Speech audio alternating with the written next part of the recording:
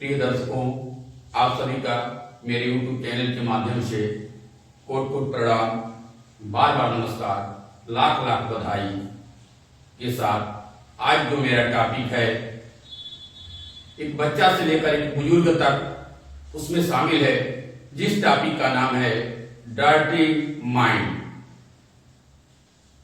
जानेंगे कि dirty mind क्या होता है, इसके कारण क्या होते हैं, इसके प्रभाव क्या होते हैं और इसका निवारण क्या होता है।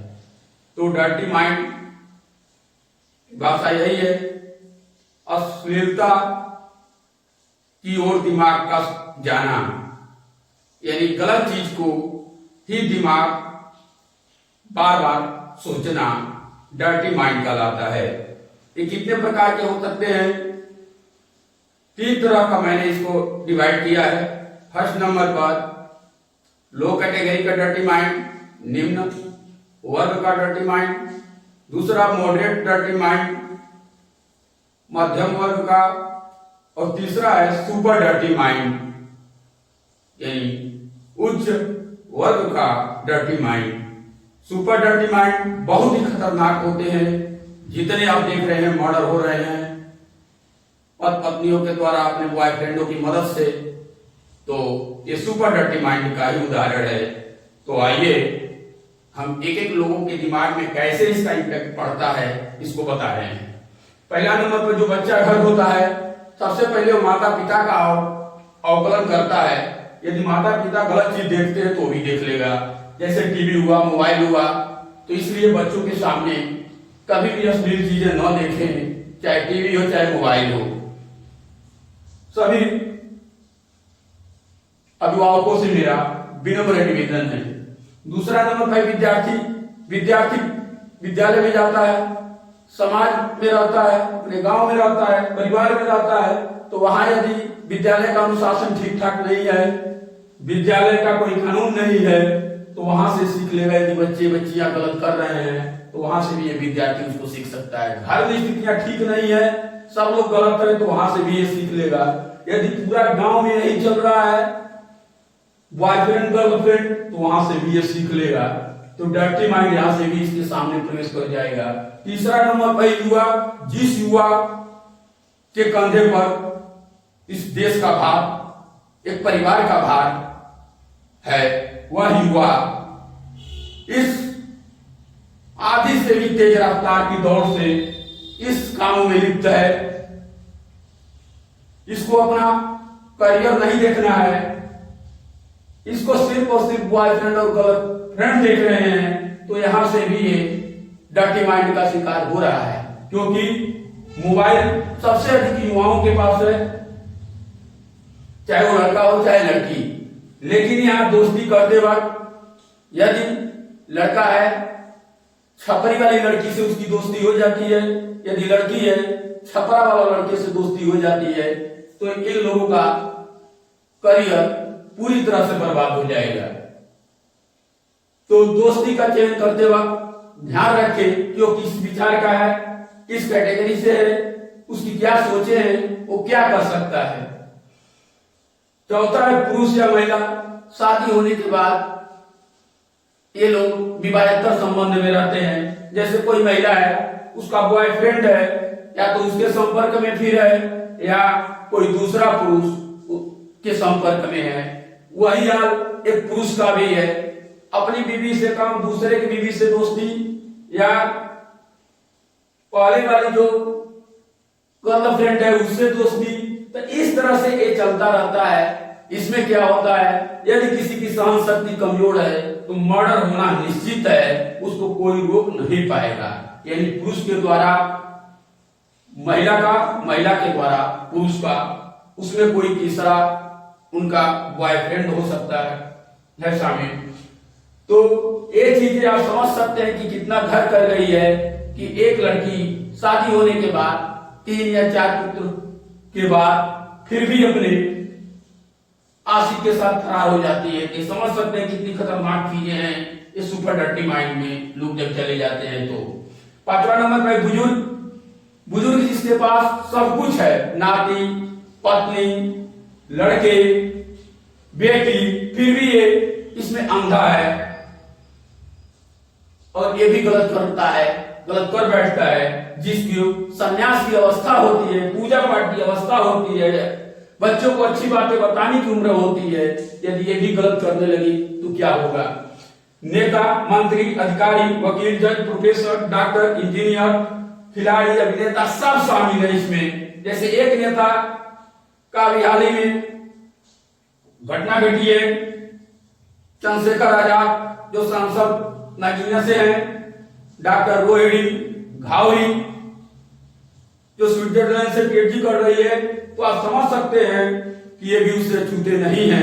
वो पीएचडी कर रही है, पढ़ी लिखी है, फिर भी इसका शिकार हुई, उसके संपर्क में आई, आखिर में दोस्ती कैसे हुई। अब इस समय अलगाव क्यों, और अलगाव हुआ तो उस पर विवाद क्यों, एक जांच का विषय है, मैटर चल रहा है। तो इनके करियर पर भी दाग लग रही है। तो समझ सकते हैं कि सामाजिक, आर्थिक और राजनीतिक तीनों तरह की क्षति होती है ऐसी चीजें जब आती है। तो आप लोगों को मैं यहां पर इसका सुपर डर्टी का कुछ उदाहरण दे रहे हैं।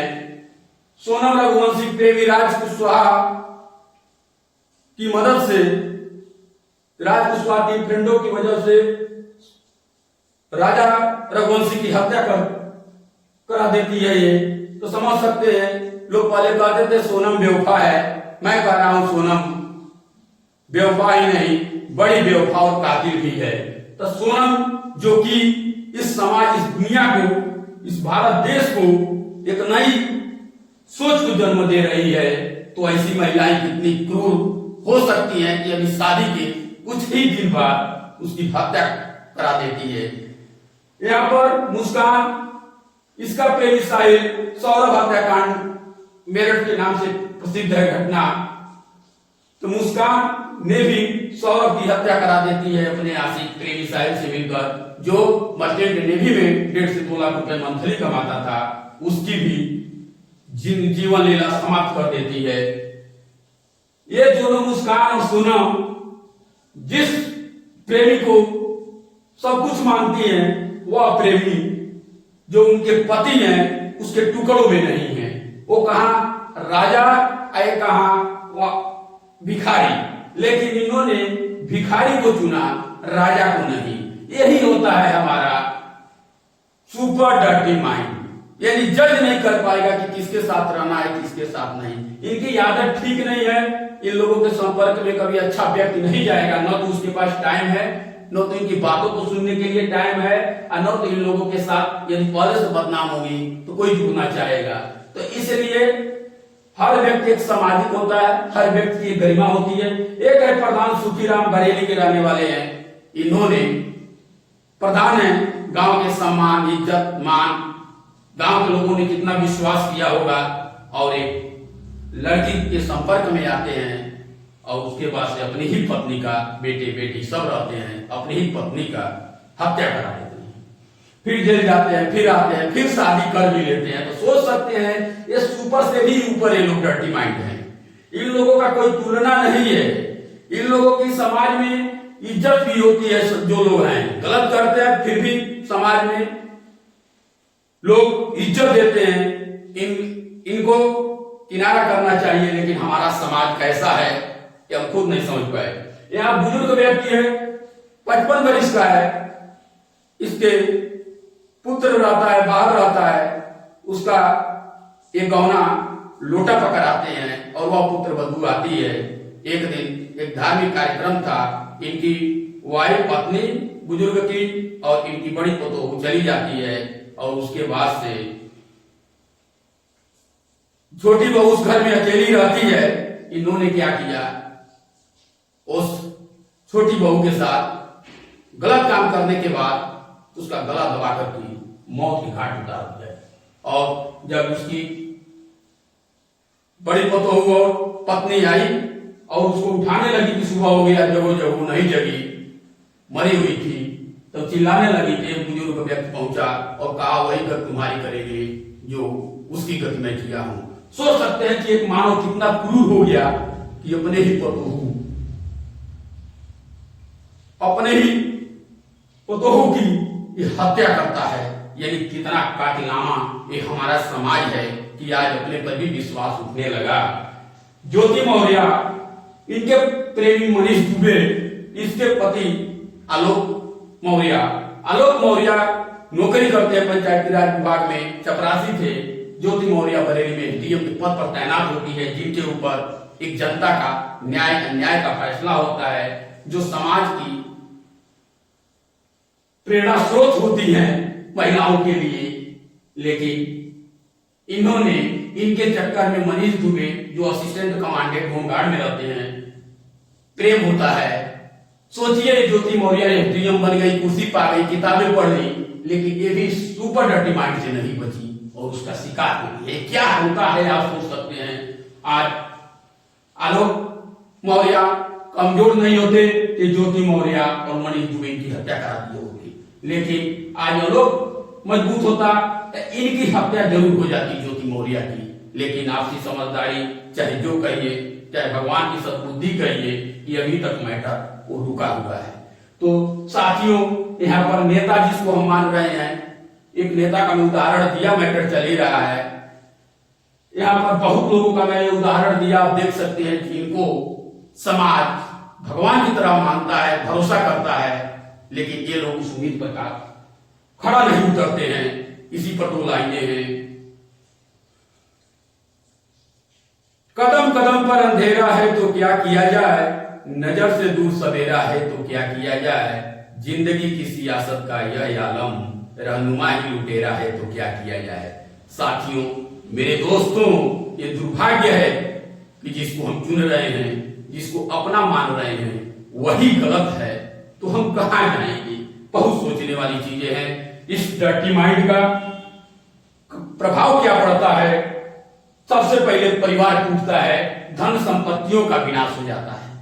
इसका प्रभाव समझ सकते हैं कि यदि पुरुष गलत करने लगेगा तो उसकी बीवी बच्चे, उसको कोई चिंता नहीं रहती है कि वो खाएंगे सब कि नहीं, पैसा आएगा कि नहीं। उसको सिर्फ और सिर्फ अब अपनी दुनिया दिखाई देगी। उसको न समाज से मतलब होता है, न दोस्तों से मतलब होता है। उसकी पूरी दुनिया समाप्त हो जाती है, वो किसी के बारे में सोचता ही नहीं है और विनाश के करीब चला जाता है। खेत बाड़ी सब महिला के नाम कर सकता है, सब कुछ लुटा देगा उस महिला को पाने के लिए। तो ये होता है सुपर डर्टी माइंड। कारण इसका क्या होता है, गलत संगत में आना, गलत लोगों के बचपन से संपर्क में रहना, गलत पत्रिकाओं को पढ़ना, सरसली जैसे जिसमें गलत चीज ही भरी रहती है, अच्छाई का कोई नाम नहीं है, और मोबाइल, सबसे बड़ा कारण मोबाइल है। और जो चौथे नंबर पर मैं कारण लिखा हूं वो भोजपुरी गाने, जो हीरोइन होती हैं अश्लील गाने करके जिस चीज का प्रदर्शन, जैसे लगता है कि गाने से ज्यादा वो अपना अंग प्रदर्शन कर रही हैं। आज हमारा मंदिर भी इससे अछूता नहीं है। कुछ महिलाएं, कुछ लड़कियां ऐसे कपड़े पहन कर जाती हैं जो पुरुष भी शर्मिंदा हो जाता है। तो कम से कम धार्मिक जगहों पर तो हमें अपने अंग प्रदर्शन नहीं करना चाहिए, लेकिन होता है। इसलिए ये सब चीजें गलत हैं, सीखने वाली है। निवारण सत्संग, अच्छे लोगों के साथ हम रहें, सही सोचें, सही चीज देखें, अध्यात्म से जुड़े, योग करें, पूजा पाठ करें, अच्छे कामों में व्यस्त रहें। कोई काम नहीं करते हैं तो अच्छे कामों में कम से कम हम व्यस्त तो रह सकते हैं। अपने काम की दिनचर्या इस तरह बनाएं कि हमें दूसरे से बात करने का उतना फालतू लोगों से मौका न मिले, न अपना बात बताने का, न दूसरे की बात सुनने का। लोग कहते हैं जहां रहो वहीं खुश रहो, स्वस्थ रहो, मस्त रहो और अच्छे कामों में व्यस्त रहो। ये भी चीज अच्छा है, हमारे अंदर से हमको खुशी मिलनी चाहिए। इसमें तो दुख के सिवाय आपको खुश नजर नहीं आएगा। एक पल के लिए लगेगा कि मैं इस दुनिया का सबसे खुशी इंसान हूं, लेकिन बाद में सोनम से जाकर पूछिए, इस मुस्कान से जाकर के पूछिए, इन ज्योति मौर्य से पूछिए कि कितनी खुशी मिल रही होगी। उन रोहिणी भावरी से पूछिए, चंद्रशेखर आजाद से पूछिए कि लोगों को कितनी खुशी मिल रही होगी। तो साथियों, आप लोगों को सारी चीज मैंने बता दिया। डर्टी माइंड क्या होता है, डर्टी माइंड के प्रकार क्या होते हैं, इसके कारण क्या बनते हैं, इसका प्रभाव क्या होता है और इसका निवारण क्या है। तो साथियों, ये किसी किताब की चीजें नहीं है, किसी की मुझे बताई हुई चीजें नहीं है, ये मैंने अपने दिमाग में घटनाओं को देख करके अवलोकन किया और उसके बाद से इस चीज को मैं अपने माइंड से जनरेट किया।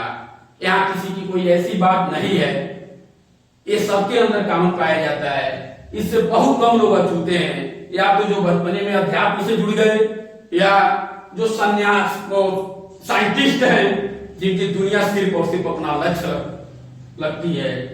तो बहुत कम लोग इससे 2-4-10% कह सकते हैं, इससे अछूते हैं। तो आप लोगों से मैं हाथ जोड़ता हूं कि एक समाज को पहले सभ्य बनिए, परिवार और समाज को सभ्य बनाइए और इस भारत देश को सभ्यता की ओर ले जाइए। ये आप लोगों की प्राथमिकता है। लेकिन एक चीज और कहना चाहेंगे कि इसके लिए घटनाओं का, सारे लोगों का जिम्मेदार कौन है। ऐसी घटनाएं जो हो रही है, दिमाग ऐसा क्यों सोचता है, क्यों हम उसके तरफ हम चले जाते हैं, ये बहुत बड़ा मुद्दा है। इसके लिए हमारा जिम्मेदार हमारे देश की एजुकेशन व्यवस्था है कि परिवार है कि समाज है। समाज हम ही और आपसे बनता है। तो आप समझ सकते हैं कि मैं क्या कह रहा हूं। आज लास्ट में मैं आप सभी का एक बार फिर नमस्कार करते हैं कि ये वीडियो यदि मेरी अच्छी लगी हो तो अधिक से अधिक जो लोग देख रहे हैं वो मेरा सौभाग्य है, उस चीजों को समझ रहे हैं, ये मेरा परम सौभाग्य है। तो मैं यही कहना चाहूंगा कि लास्ट में ये जिंदगी आपकी है और फैसले भी आपके हैं। यदि मेरी वीडियो बहुत अच्छी लगी हो तो इसको आप लोग शेयर, लाइक, सब्सक्राइब जरूर कीजिएगा। इन्हीं शब्दों और दुआओं के साथ मैं अपनी बातों को आप लोगों के सामने रख रहा हूं। इसमें जो भी गलतियां हुई हो उसको आप लोग क्षमा कीजिएगा। आप सभी को मेरे तरफ से धन्यवाद। जय हिंद, जय भारत।